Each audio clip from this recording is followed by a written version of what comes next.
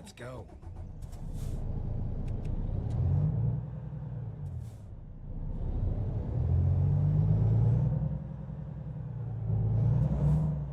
Turn right, and then turn left. Turn left.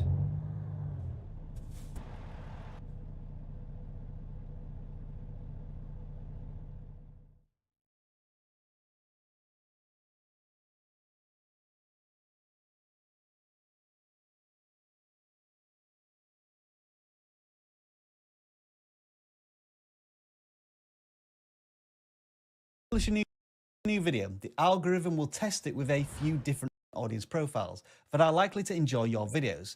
It does this by matching your titles, descriptions, and what you say in your videos with the topics that these audiences are interested in. For example, imagine your channel is about gardening.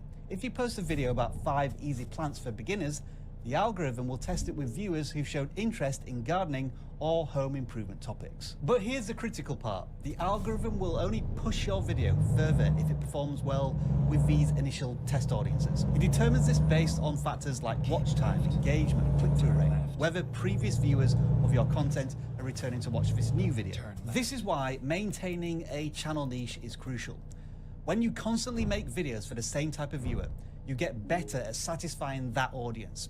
You're also training the algorithm to understand your content and know exactly who would enjoy watching it. Channels like Frankie C Poker, who hit nearly 1 million views on their first video, stick to a specific niche and topic. They're constantly creating content that appeals to a particular audience profile, making it easier for the algorithm to understand who might be interested in their videos. But if Frankie suddenly posted a video about one of his other passions, let's say gardening for example, the algorithm would struggle to find the right audience. Let's be honest, high stakes poker and gardening is not a typical or natural fit. So how can you get a deeper understanding of who your audience profiles are so that you can create more consistent and targeted content? Well, it's actually pretty simple, and I'll show you how to do it in less than a few minutes with a little bit of help from AI. We have a link in the description of this video to a document called Getting to Know Your Audience. Now, the most important thing you need to do with this document is click File and then make a copy so you can edit this on your own Google account. Then start filling out the questions to create who you think the ideal viewer of your content is. If you're struggling with any of these questions, try using vidIQ's AI coach to help you answer the questions using the prompts suggested at the bottom of this document. Doing this exercise will ground you with a much better understanding of the hopes, dreams, goals, desires, obstacles, fears, and pain points of the type of people you want to connect with through your videos. Whenever you come up with new video ideas, look at this document and ask yourself, does this idea resonate with my target audience? But all of this still leaves us with one big question. Now that you know who your target audience is, how do you make content they actually enjoy? Well, after I compared these channels side by side, I noticed they were both using data-driven strategies to make videos they knew their audience would absolutely love. And that's by recreating outlier video formats. Now, if you're a regular here at vidIQ, you might be thinking, yeah, I know about outliers because we've been talking about this topic extensively over the last few months. But I've realized that we've missed one critical step because simply copying and pasting outlier videos doesn't always work. For example, notice how the second 2 videos here didn't perform nearly as well as the first video here. Well, this is a common problem people face when recreating outlier videos. So now, let's touch on how to find outlier videos, but also talk about the missing piece of this jigsaw puzzle so that the same problems don't happen to you when you're recreating outlier videos. To give you a crash course in outlier videos, if you have a vidIQ browser extension installed, you'll see this number next to videos, and it represents the outlier score. For example, this video performed 26 times better than average for this channel. And I'm sure you'll agree, 5,500 views for a channel with less than 500 subscribers is pretty awesome.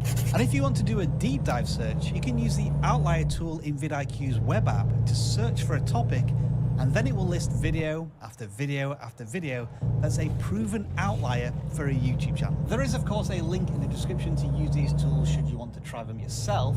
They are a shortcut to viral video ideas that are proven to work, which you should consider remaking in your own style with your own audience. But making a video means... Today we'll look into the process of filmmaking, a fairly complex process. But that has to change now. Here's what channels like Out of Bounds are doing to take this one step further and guarantee their videos go viral. If we take a look at their second video, it's based around this outlier from a completely different niche. And the reason this works so well is because it allows channels to tap into proven outlier formats while still feeling fresh in their own niche. This is an extremely powerful strategy that can help you hit your first viral video. But there is one last thing you need to do to prevent your channel spiraling back down to below average views, and that's to optimize your content for return viewers. This is because YouTube have repeatedly released statements just like this. Our recommendation system, otherwise known as the algorithm, aims to offer viewers more videos and channels they're likely to enjoy. If viewers are returning to your channel regularly to watch more, they're more likely to be recommended more of your videos in the future. So you know when you watch a video but you don't subscribe to the channel, and then the next time you come onto YouTube, you see another video from that channel you didn't subscribe to right at the top of your home feed? Yeah, that's the algorithm, or YouTube's recommendation system, at work. This proves that returning viewers is a key metric the algorithm uses to decide whether to recommend your videos or not. So now that we know this, how do you increase your return viewer rate? Well, one of the best ways to do this is by creating content buckets. In fact, in a recent interview we did with Jenny Hoyos, she revealed how this exact strategy helped her grow her channel to 4 million subscribers in just a few years.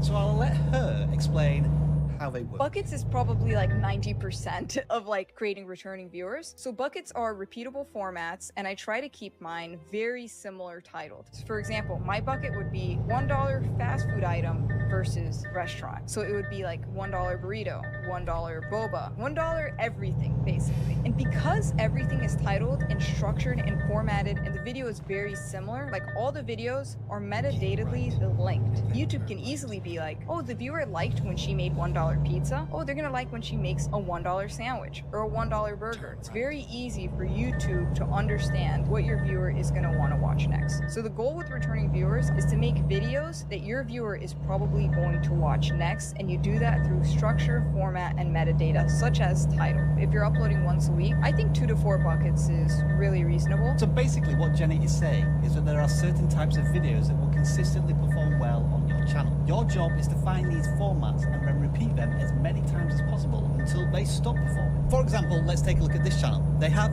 30,000 subscribers, but recently hit a massive outlier, Golden Retriever meets Terrified Rescue Puppy, that got over 1 million views. And so what they did is immediately take that main video concept, Golden Retriever meets blank, and twisted it slightly for other videos. And as you can see, they've had hit multiple viral videos using this same format. So this is the perfect and purest form of what we call a content bucket. And this channel should keep posting this format until it stops working. However, the inevitable truth is this strategy only works if you're able to get a viral video in the first place. And we briefly touched on outlier research in this video, but if you want a much more in-depth guide, then I highly recommend you watch this video, where I will walk you through a powerful tool that will help you find outlier videos in just a few minutes.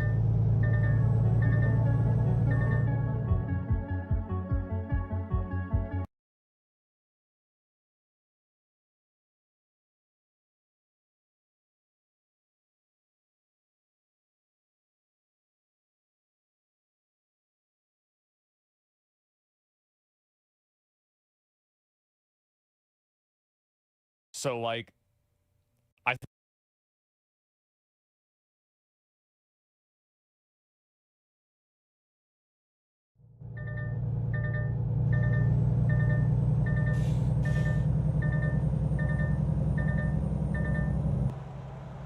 Keep right, and then turn right.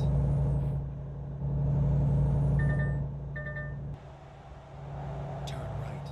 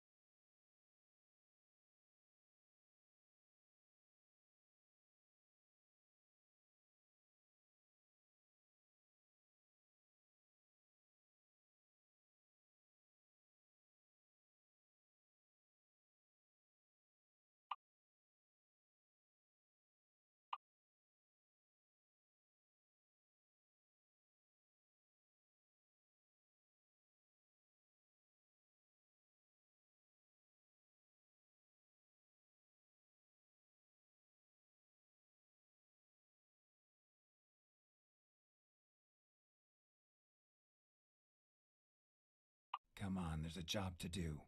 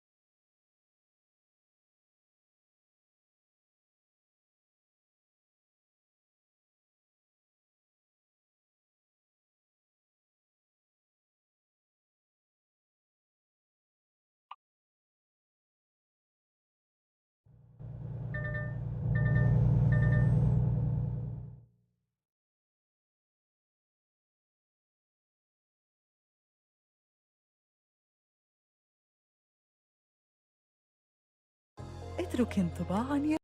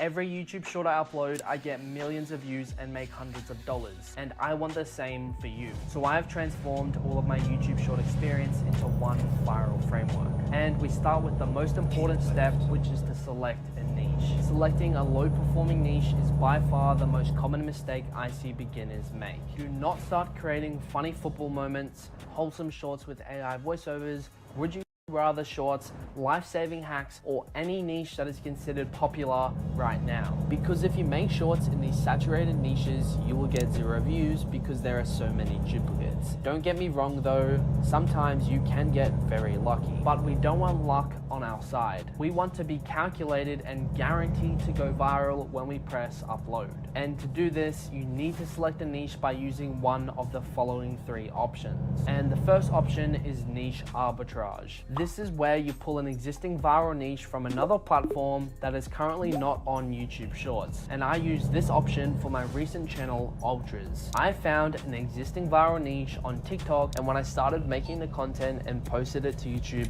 it went insane. The second option to find your niche is through niche innovation. This is where you find an existing viral niche and change it to make it your own. This worked for me in the past when I found a piece of content that was already viral and I combined it with the style from another viral short. This niche that I made where I showed football players competing with a simple scoreboard at the top did get my channel over 100 million views and made me thousands of dollars. Now the third option is niche search. What you do is just scroll on YouTube Shorts until you find a niche that is going viral and there aren't more than 5 channels posting within the niche. For example, over 4 months ago, I found this channel when it had less than 10,000 subscribers. When I found it, it had no competition, but now there are so many channels trying to join the trend, and it's obviously not working because it's saturated. But there was a period of time when the channel had less than 10,000 subscribers and a handful of channels joined the niche and rode the wave along with the original channel, and it paid off. So with this strategy, you need to get lucky and find these channels when they are just starting to go viral. So now you know how to select a viral niche. It's now so important that you understand the Shorts algorithm. When you first upload a short, the YouTube algorithm shows it to a small audience, typically 100 to 4,000 viewers. Right here is where it gathers the first data of your short's engagement. 2,000 views. YouTube algorithm shows it to a small audience, typically typically 100 to 4,000 viewers. Right here is where it gathers the first data of your short's engagement to see if it is high performing. Now, when you hear engagement, you are probably thinking likes, comments, and subscribers. But what if I told you that's not what the algorithm actually cares about? Instead, it cares about watch time, and that's it. And don't get me wrong, high amounts of subscribers, likes, and comments does indicate that the short has performed well, but I have noticed no correlation between those metrics and views across the 200 YouTube shorts I have uploaded to YouTube. And this is because YouTube has one goal in mind, which is keeping viewers on their platform. Because the more time people spend on their platform, the more ads they can run. And the more ads they can run, the more money they can make. Now back to the 24-hour graph. Based on the watch time performance that the algorithm gathers from the first group, the next stage can go one of two ways. If your short did not perform well in terms of watch time, your short will just be flatlined. But on the other hand, if your short did perform well, it will be pushed to a larger audience, typically 1 to 10,000. And throughout this second push, if your short continues to have high watch time, you will go viral in a matter of days. And this chart of getting either 1 or 2 pushes into the shorts feed in the first 24 hours is very typical, and it's what I see whenever I start a new shorts channel. It all comes down to how your short performed during those pushes in the first 24 hours, whether or not your short will actually go viral. And if you aren't getting even 1 push into the shorts feed, you need to revisit the first step because your niche is likely saturated. As you can see, the algorithm rewards shorts with high watch time. I see so many creators continue to create content with low performing watch times, and they never go viral, and they sit there and wonder why. That is why I'm going to tell you exactly how to create viral content that will guarantee you to go viral. I have made some of the most viral shorts on YouTube, and I've done this on different accounts in different niches. The truth to going viral as fast as possible is to steal like an artist, and this actually works. For example, remember how I mentioned earlier that I took a niche from TikTok and brought it over to shorts? Well, my first 3 video topics were taken straight from that account, and it paid off massively. And really, think about this. There is no reason Well, my first 3 video topics were taken straight from that account, and it paid off massively. And really niche from TikTok works. For example, remember how I mentioned earlier that I took a niche from TikTok and brought it over to shorts? Well, my first 3 video topics were taken straight from that account, and it paid off massively. And really, think about this. There is no account, and it paid off massively. And really, think about this. There is no reason why a viral piece of content won't work for you if it's already working for someone else. So when you are creating your first short, I recommend you go to the piece of content that you're taking inspiration from and take notes on these 5 components. 1. Using keywords. What are the clips they are using? Number 2, how are they making the video flow in terms of graphics, video cuts, and visual effects? Number 3, does the video have a script? If so, note down their first sentence, how the script flows, and what are the main talking points. Number 4, what sound effects are they using and how often do they occur? And finally, number 5, what style of music are they using? The answers that you note down to these 5 different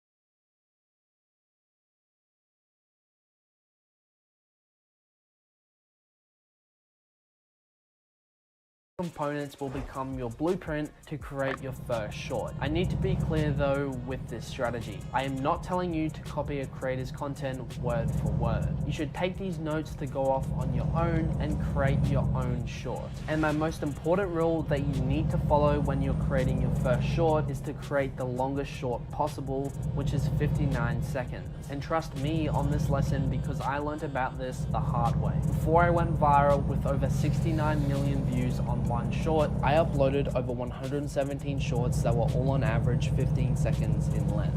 I was doing this because I thought that if I created more shorts, I would have more chances of going viral. But it wasn't until I started to experiment with longer short lengths until I realized that that is actually how you go viral. And it was evident by my view counts. If this does not make sense to you, just remember YouTube's goal: to keep viewers on that platform as long as possible. So on average, if your short keeps viewers watching for 12.5 seconds or 45 seconds, which one will YouTube show to more viewers? Well, it's so obvious. Do I even need to tell you the answer? But now let's rewind back to the 5 critical components that I told you to take notes on. I am going to give you all the tools and the mindset that you need to turn your notes into a high-performing short. And we start with component 1, which is about your video clips. Use the keywords that you identified in your notes to search YouTube and other platforms to find clips. To download any video on YouTube, use this website,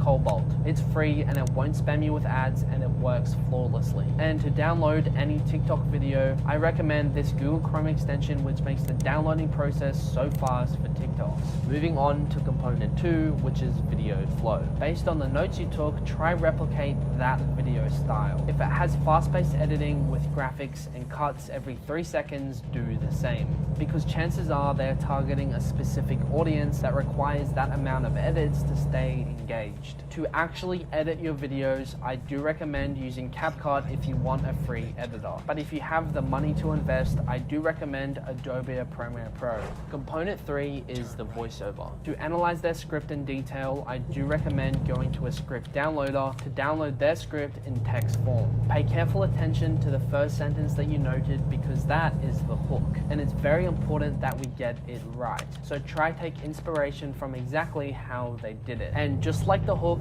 use your notes to take their main talking points and try use the same flow to keep it interesting. Once you have written your script, it's then time to generate your voiceover. I recommend using 11 Labs, and make sure that you don't use a generic AI voice like all the ones you see all over your feed. 11 Labs has so many other options for voices, so you will stand out. Now, sound effects. Find related sound effects to the ones you noted down by describing them on YouTube and then downloading them. Finally, component 5, music. Match the vibe with the example piece of content that you are following. If it's a fast-paced track, find a fast-paced track. Again, it's important that you try and match every edit to the example piece of content when you create your own short. Now let's discuss how you can monetize your shorts channel. And when it comes to monetizing your channel, you have 3 main methods. And the first method is by opening a merch store. For example, take my football channel. I could have opened a merch store for football jerseys and displayed my store link across my channel. As you can see, my store link is very concise. It has my channel name, which is my brand, and then is followed by the domain